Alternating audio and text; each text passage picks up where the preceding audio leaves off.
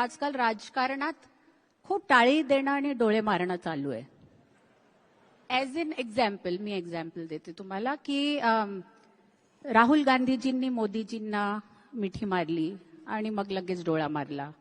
अजित पवारजींनी उद्धवजींच्या हातात माईक दिला आणि डोळे मारला.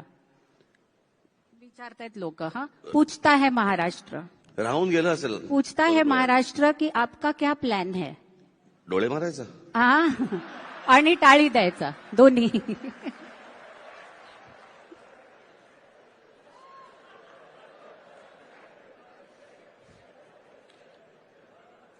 काय ज्यांचं ज्या वयातल्या गोष्टी त्या वयात करायच्या असतात त्या वयात. तुम्ही यंग राजकारणी आहात, नाही यंग राजकारणी म्हणून त्याच्यामुळे त्यांच्या राहून गेले असतील, त्याच्यामुळे ते नंतर मारत असतील कदाचित.